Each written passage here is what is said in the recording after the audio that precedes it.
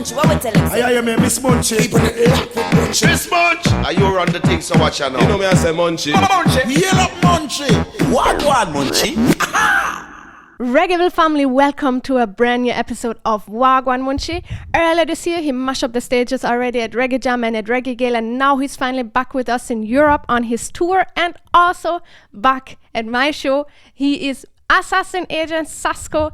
Welcome to Wha Gwaan Munchy. Everything good so far, sir? Yeah, man, everything, Chris. Nice to be here again. Thank you so much for joining us today.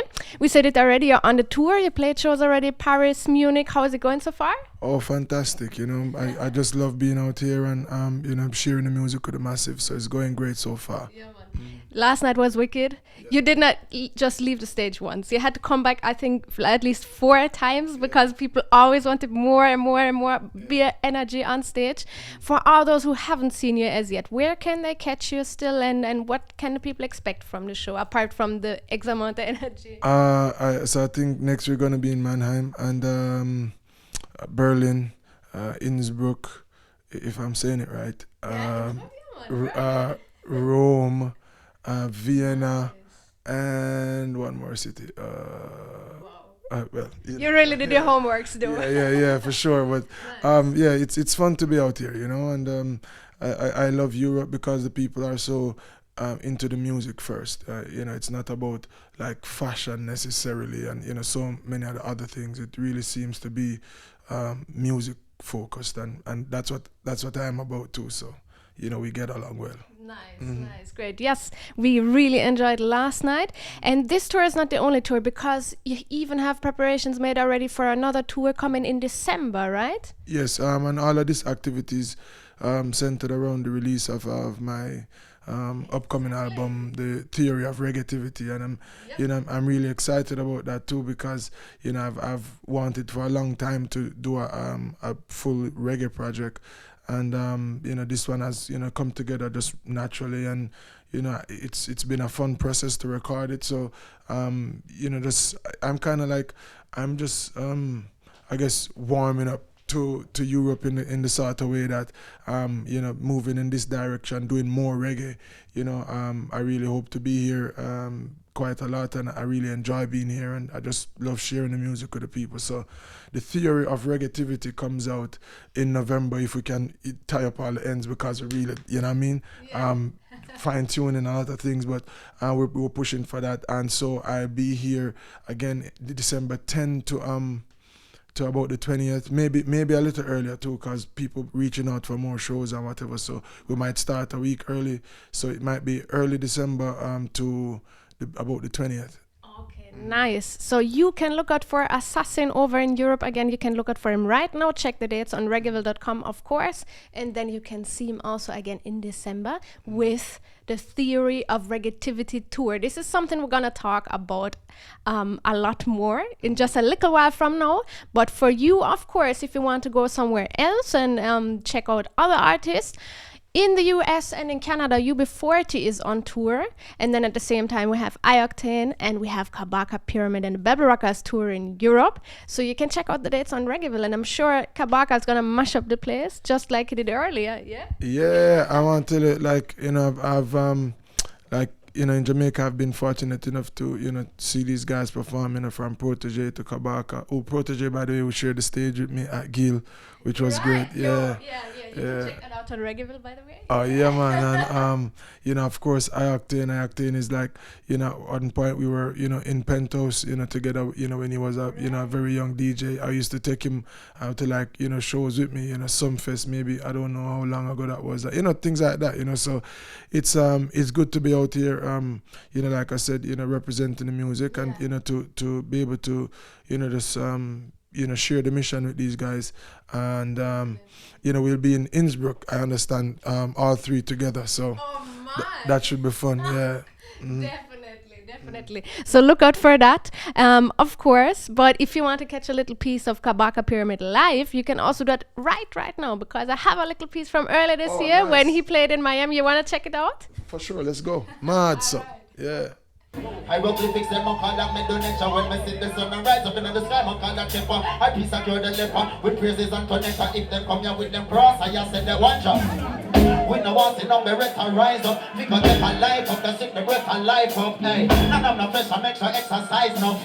Careful of the one that teach. I mean, you tell them I never to feel. I'm a rebel with a cause, never was. Popping on a level, but never to feel. I'm a rebel with a cause. Observe the laws in applause.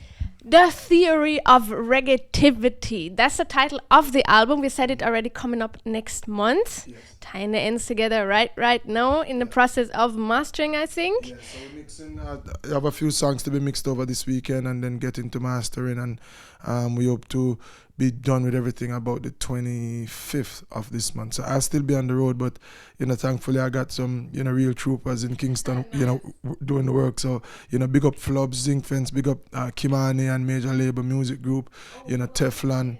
All of these guys really pitched in and put in some real things together. So Nico, Lifeline, so many people, so I'm excited, like I say. We are as well. So what can we expect from it musically? It has the reggae in the title, which is not your main genre, because we know you as a dancehall artist, but then we know country boss, and I think day in, day out. Day in, day out, that kind of thing. So there's some things gotta give day in, day out. And I mean, from even much earlier in my career, I think one of the first one drop songs I did that had any real clout, I would think it would be God Now Sleep, which was on the Crybaby rhythm. And then throughout the years I've always had a real passion for that side. It's just a matter of focusing on it to develop it, So I've, over the last couple of years been seeking people who can help me to, work that side out. And so this album is my way of, really doing a project focused on that avenue. And it's been fun recording it. So musically, it's, we try to mix up, of course, the feel of it. So we try to explore different textures of reggae. So you might have a ska vibes on one of the tracks, or you might have even like the track we were just listening. It's kind of funky. It's kind of popish, but then there is we put the reggae, we reggaeified it, as we say. So the strumming of the guitar and the sax and to make it reggaeified, as we say. And then of course we have the rubber dub kind of feel, and just the straight up traditional boom one drop kind of thing. Oh, and by the way, country bus is on there. The songs that people might know already that will be on this album, I think it's only three other tracks. It's country bus, day in, day out, and mix up. But otherwise, we did all fresh recordings for it. Mm-hmm. That sounds really great. So we're gonna hear our whole heap of new sounds and styles from Sasco. We saw a video earlier on Instagram where you were in the studio playing live with the saxophonist on that very track that we just spoke about.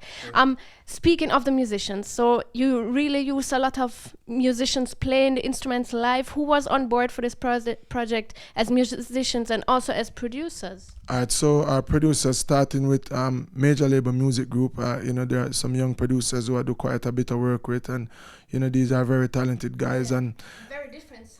Yeah, for sure. So, between Major Label and Flubs from who plays with Zinc Fence, they have been responsible for really getting most of the music talent. So, the saxophonist on that record was a guy named Conrad.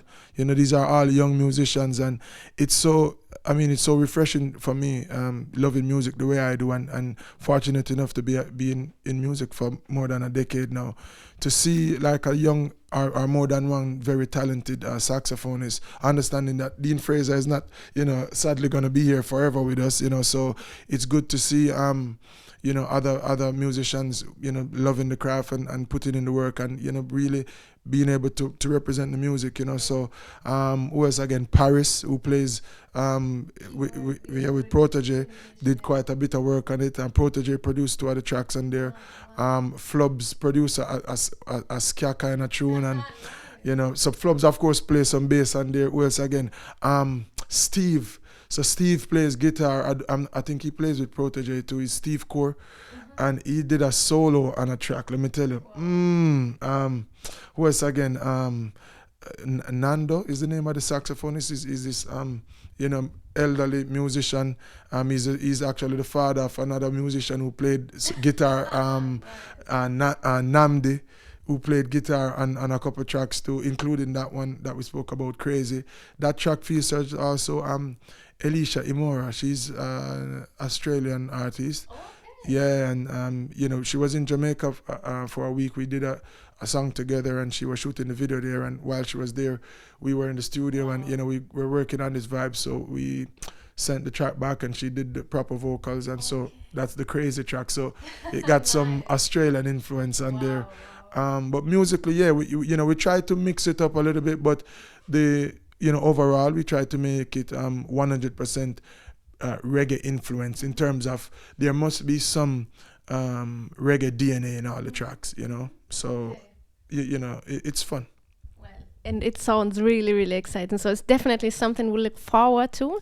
But of course, there are records out already that you can enjoy now, or that you can look forward to also in the near future, because Million Style will drop Revelation Time. And then a project that Assassin is also on board with. I can't say he's going to drop it. I must say he's going to elevate it. Romain Virgo is coming with the Lifted EP, and you're also on board, right? Yeah, for sure, man. Big up Romain, and that's Nico Lifeline as well, who produced that track, who also did a track for my album. Like, of course, Romain is one of the young guys who I see as a real ambassador for the music, and it was a pleasure working on the track with him, and it's so like, I mean, we shot the video in Kingston, and like the people were just feeling it. It's a great song. So like you say, we'll be lifting this one, lifting the lifted. Yeah, right, exactly. Man. Definitely something we'll look forward to. And then we have Prince Malachi Bridgin, who already dropped the third rock, also including the Great Welcome. We thank you for your great welcome and our arrival in your land, the not so united queendom. The troubles we face are still not yet done, but we'll have to keep on pushing. The theory of Reggaeville, we already spoke about it a lot, and it's been a good little while since you last released an album. Why did it take so long, and how long was the actual production process for this project now to drop? My last album came out in 2007. I was on VP Records then. I think we're having a difference of opinion in terms of direction, and so I got off the label, and since then I think it's a matter of just trying to connect the dots and find the right direction within myself, like to really get that conviction to just know exactly where I want to go and what I want to do. So since then I've changed management and been going through a bit of change, and even like I said, it's more about me understanding myself and growing within myself, and kind of accepting the changes that going on internally. So realizing that Agent Sasco is growing a bit more, and Assassin is growing too, and it's kind of like they're both competing in there, since the start of this year, as a matter of fact, no, it was last year when I was here last summer. It was Pioneer who said, "Man, you know what? I think it would be good for you to have a album out now. Like the people in Europe, they love your energy. Your performance is great. So I think you need to give them something. So this album was designed really, or initially, for a more just a European kind of vibe, like and a lot of the inspiration for the tracks came from how I see people here receive and appreciate the music, so it's people just they jam out and they really enjoy it and they want all a vibe. So that's where the pretty much a concept came from. And another thing though, stemming from this album and stemming from me finding now really my true direction and finding a conviction about it and finding people who I think can really help me to execute that. My goal is to now have an album come out every year, and it's not about sales whatsoever. It's not about being commercial with the music. It's just about the music, you know. So I'll be finishing the studio in my house by January. So I'm gonna be like straight out of bed, straight to the studio. I can just I can't even sleep, you know, in terms of the excitement that I'm feeling with that as a prospect, to be able to just be in the process a lot more. You know, it's about trying a lot of things and making a lot of mistakes. And, you know, even with this project, like I've always dreamed of working with musicians, you know, many musicians in a session together, bouncing ideas, you know, as opposed to you know, getting a rhythm in your email, and, you know, you're supposed to work on it all by yourself. And, you know, I think the process, you know, the creative process really suffers, you know, when music is done like that. And so I'm really just looking forward to continuing, you know, making music where, you know, you have a lot of talented musicians who come together and, you know, work at stuff. And so, you know, you can really look out now for, you know, albums more consistently. So there shouldn't be another 7-year drought. Okay, nice. That's great to hear. But even, I mean, we have this project now that we are really looking forward to, and I'm, as far as I'm concerned, very happy to hear what's going to drop. And what I felt from watching your little clips on Instagram, and also now you said the true direction and you use words like excitement, is that the feel about this project? How you feeling with the product by now?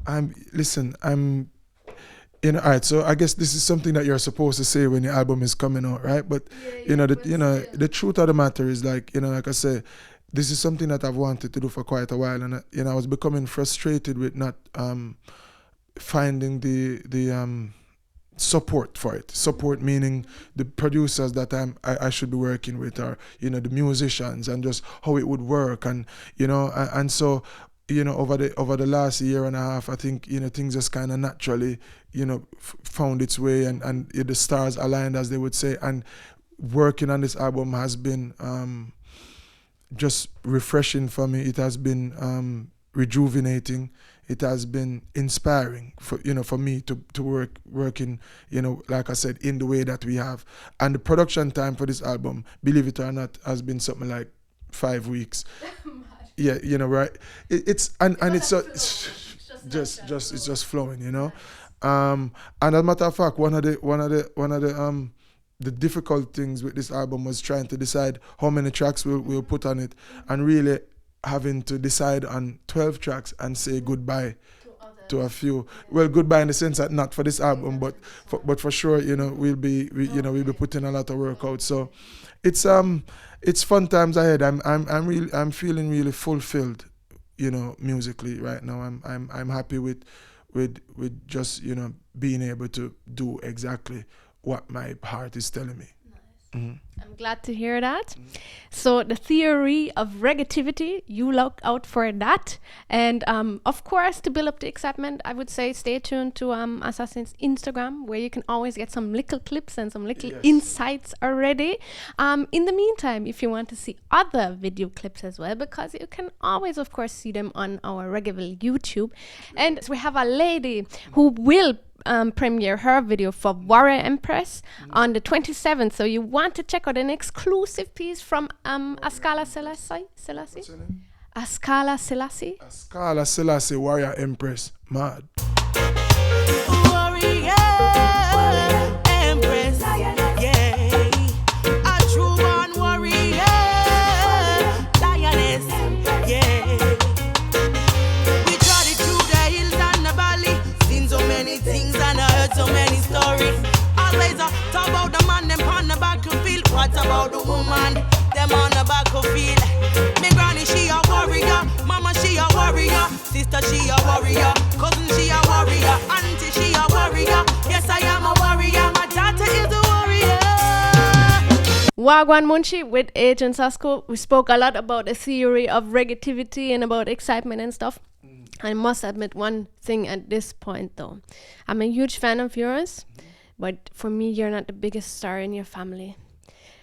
Because it is, when I go on your Instagram, it is more Elsie stuff I follow. Yes. How is she doing? Oh, well, she's great. They had Jamaica Day was it yesterday? Yes, it was yesterday, and she had a performance with her class. Oh, I need to show you that. Listen, I watch it like, cause you see, a lot of the times, I'm there, when she's going off, and a lot of times I'm not. So I actually keep up by her mom's Instagram, and so. My wife posted this video of her doing her performance at school. Let me tell you something. I laughed till I almost cried. And, I was in the airport in Paris, so the people must have thought I was crazy or something. Let me tell you, it's it's just the sweetest thing. I get so much joy from my kids. Lauren has that kind of personality.